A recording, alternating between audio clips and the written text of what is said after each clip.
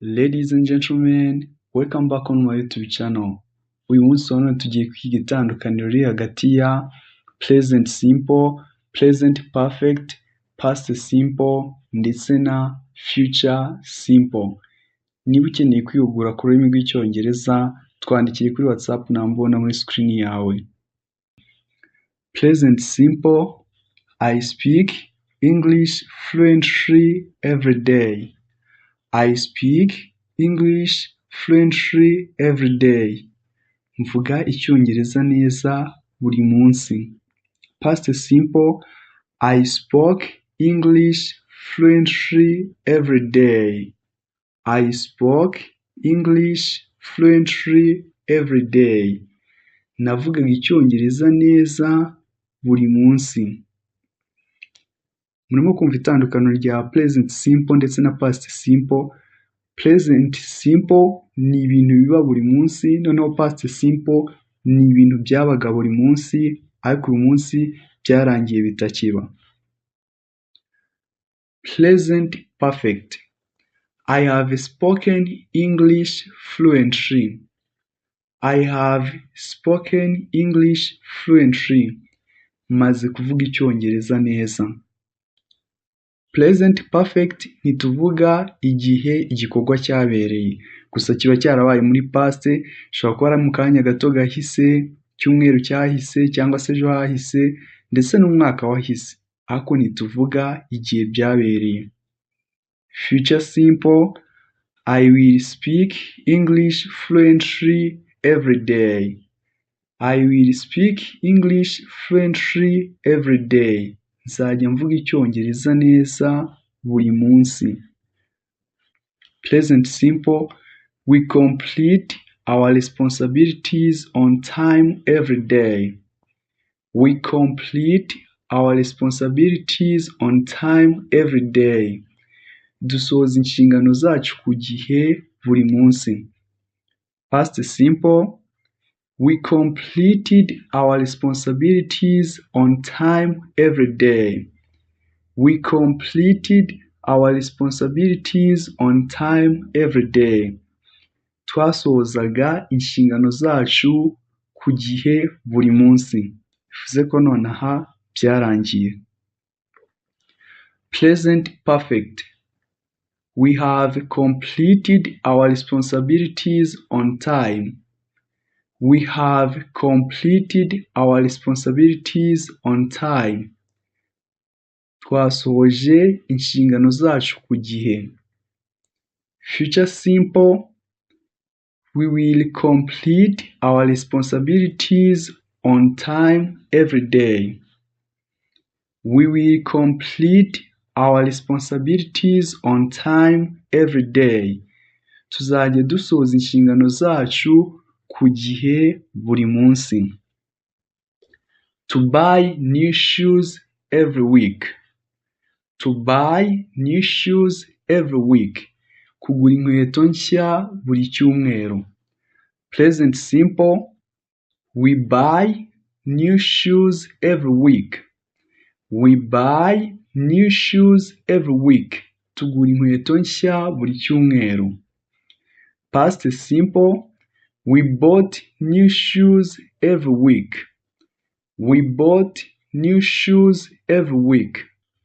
Twaguraga inkweto nshya buri cyumweru. Present perfect: We have bought new shoes. We have bought new shoes. Twaguze inkweto nshya. Future simple: We will buy new shoes every week. We will buy new shoes every week. Tuzajya tugura inkweto nshya buri cyumweru. To forgive every day. To forgive every day. Kubabarira buri munsi. Present simple: I forgive you every day. I forgive you every day. Nkubabarira buri munsi. Past simple: I forgave you every day. I forgave you every day. Nakubabariraga buri munsi. Present perfect, I have forgiven you. I have forgiven you. Nakubabariye. Future simple, I will forgive you every day. I will forgive you every day.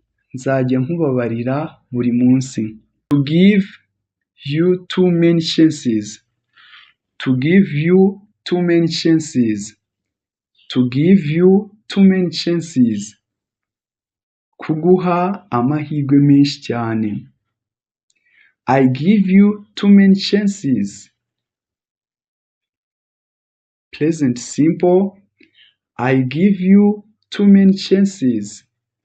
I give you too many chances. Nguha amahirwe menshi cyane. Past simple, I gave you too many chances. I gave you too many chances. Naguhaga amahirwe menshi cyane. It means uyu munsi wa none ntayo nkiguha. Present perfect, I have given you too many chances. I have given you too many chances. Naguhaye amahirwe menshi cyane. Future simple, I will give you too many chances. I will give you too many chances. Nzaguha amahirwe menshi cyane. To eat beans every day. To eat beans every day. Kurya ibishyimbo buri munsi. Present simple, they eat beans every day. They eat beans every day. Barya ibishyimbo buri munsi. Past simple, they ate beans every day. They ate beans every day. Baryaga ibishyimbo buri munsi. Present perfect, they have eaten beans. They have eaten beans. Bariye ibishyimbo. Future simple, they will eat beans every day. They will eat beans every day. Bazarya ibishyimbo buri munsi. To read books every night. Gusoma ibitabo buri joro. Present simple, I read books every night. I read books every night. Soma ibitabo buri joro. Past simple, I read books every night. I read books every night. Pay attention. Hano mwitonde. Verb to read muri present simple dusoma I read, muri past tugasoma I read. Ariko kwandika byandikwa kimwe. Verb to read ntigihinduka. I read books every night. Nasomaga ibitabo buri joro. I read books every night. Nasomaga ibitabo buri joro. Present perfect, I have read many books. I have read many books. Nasomye ibitabo byinshi. Future simple, I will read books every night. I will read books every night. Nzajya nsoma ibitabo buri joro. To help my parents every day. To help my parents every day. Gufasha ababyeyi banjye buri munsi. Present simple, I help my parents every day. I help my parents every day. Fasha ababyeyi banjye buri munsi. Past simple, I helped my parents every day. I helped my parents every day.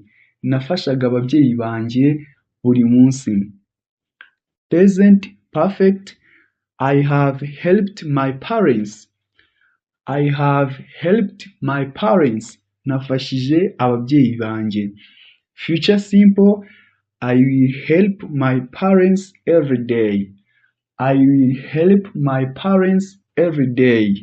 nzajya mfasha ababyeyi banjye buri munsi. Thank you for watching this video. Like, subscribe, share and comment.